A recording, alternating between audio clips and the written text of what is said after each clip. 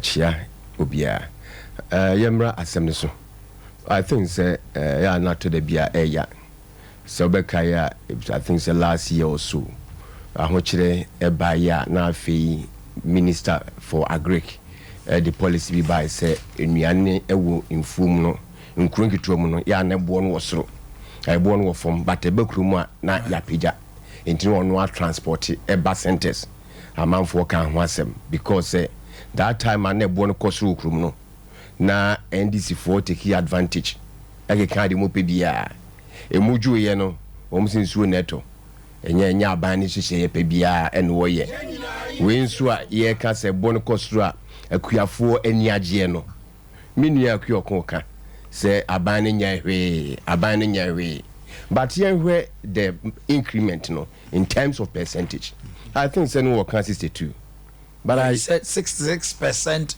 on the world cocoa market price that is given to albino omuma akuafo 66% out of the 100 2016 and albino we so MPP albino ma 52% better until we share increment number I think so will be a Ghana bia asebe why na adwen say obi follow trends in it obi ani age ukosebe yenkru ase yenkru nkitom ho akuafo obi ani age because with this move no I set two historical events two said ye honorable jitum no e bin si da because ene omum tokoku e wo se bi nkura enketom no wo mu nenye sika no because ene eye October ebua obeto e wo fom but e ba yanke epije mu no no ono no akoto na ono sika e wo soro sankofu yans ni yekase yekoko ni eton e de ko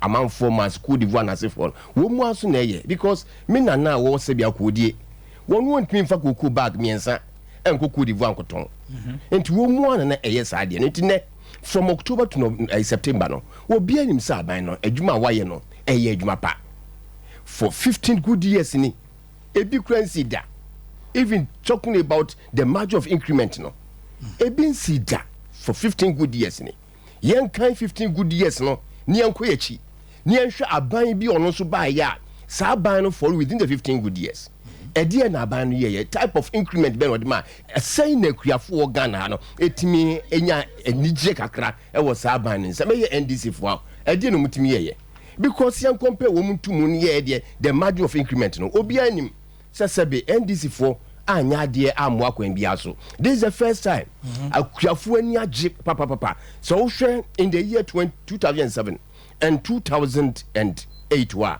wo price na 75 Ghana cedis per bag 64 kilo no na 75 Ghana cedis and this is so mu yade at that time a wo mutumu 2008 2009 no wo tum from 75 no to 102 yenti 75 and 102 mu bo say that time mu yade wo he margin no a no mu jubilate say wo ma yade pa e de aboa Ghana fo no a ese wo mu a nene baby akodura akuafo ani age a obi ebo aban abaso no sebe yi a wodi enti ehinti wo ye den wo mu ka bi da wo mu dom senye aban ehyehyeye bank ba ye na aban from 800 ye de ko bia 900 ka beti de NDC fo beka enka hom beka sa aban trimodin aban ye say but any ye page mu from 800 and still I was with trimodin I was like 2000 oh ye wura mama kan wo si Ashanti region ha odi good ebe ye kwan kra ye yina ye ku asem ne ye kan wo si odi good ebe ye kwan kra Ashanti region ye yiwa ye enti wo mu de sa ayeye eni wo manum ayeye pa ni NDC fo na ka bai na ka wo waje atum aban na yade na emom na ka esesi ani ehunu ba bia ofriba but wo condemn no ipache wo condemn outright cocoa season no wabo aban abaso we are talking about that no say price in the wanya de to wabo ba bia paso no waka ba bi the most important thing no price no oh okay and we condemn outright but we show we from 75 to 102 we mu jubilate at that time 2007 2008 we mu jubilate we mu anya de at that time akuafo still ahunhia no mu no mu jubilate yam ko enim 2010 move to 2010 kura no that time na 200 per 64 kilo no na 200 Ghana cedis. That time NDC for jubilate wo tum from 200 Ghana cedis in the year 2012 no. That time wo tum from 200 to 212. 200 to 212 cedis any the tum. That time ene ye yatum kese so msi anya de. Wo time 12 cedis impo na omo jubilate. 500 Ghana. 20 from 2 better 500 from 800 to 1308.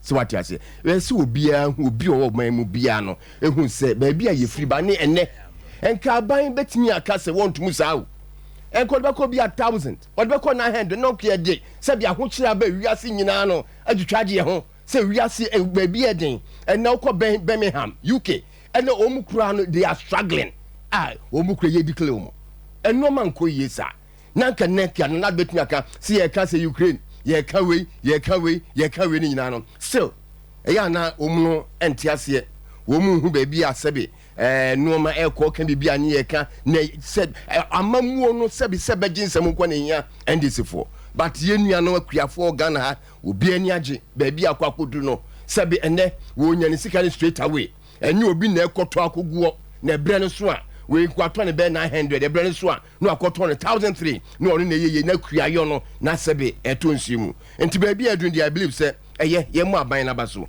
NDC for time ye can world market price is shoot about from that time and we two 12 cedis no that time and you two 12 cedis no now we share per ton over in terms of world market price now US dollars no 2300 now from 3000 US dollars to 2300 about from about your class no mutimi ye ma Ghana for sabi ye can ban ye wo Ghana for ehun adwene abanya ewa kuafo de makoma so abanya wo ye hwehwe ye pase be ya ye nuanom mu wo sabi nkura nkuto mu ye kua no wo mu betimi mabrabo betumpon a eye MPP aba ABC da for 15 good years ABC da NDC for any record ba kumpo wo mu pamu fa wo mu increment from 200 cedis to 212 cedis no emfa enya historic point say bi omu ya de but they can't say that.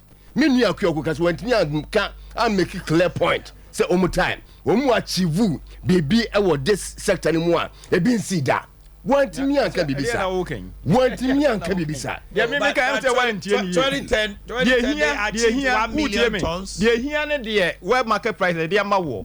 Increment ni here, but they here pa ade. And they say, "Wono Fancy 100. Sir. No, we see NDC for Chemu 66. Sir. Ti fancy NDC ma. Equia 466 cedis. Sir. NMPP for ma equia 452 cedis. Enti no, ene here. The increment there, no the increment there. My men some review. I think so. Yeah, but something he needed to correct something. Also you never move. The okay went to yanka also make come. O de kawase. Say wo so na akotwe ne ba. Na akotwe ne ba no be come. Wo ka so bomilio. Ba man ka hwe. O si am before wo de o si akwa akoti. Wo si bibia.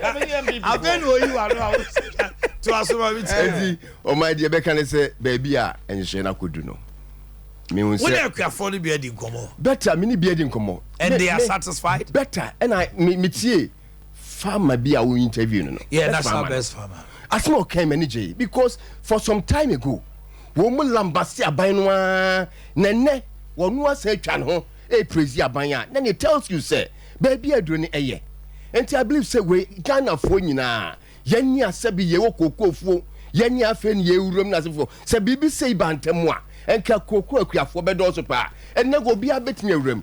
Even with the change from October to September no and no quantity to betimi aboa amadodo na etimi awuram. Enti I stand to say under NDC wo mu bi omu ye even in terms of cocoa price na asefo nyina no they jubilated even for increment of 12 cedis they jubilated from 75 to that and no they jubilated. Enti minia ye hwe ni aban na ye at this time my economy may bia ho kire no ama hodo nyina ho kire wo mu even abrochire wo mu mabomu bra akọ manim pa no wo mu kra ho kire wo mu na nye ye Ghana fo enti ba bia aduro yi na yetimi ayewei no matter what no matter the situation you na ban na hu say hia si etimi eboa ye nuan makuafo no mutimi ba omanim e wa brabo mu wo mutimi ye nse pa eboa timi show mabusua emmom nsu ko omanim a na aban no ese fata sa aban no etimi aye ye bo aban na baso ebin see that for 15 good years ebin see that I believe say a good point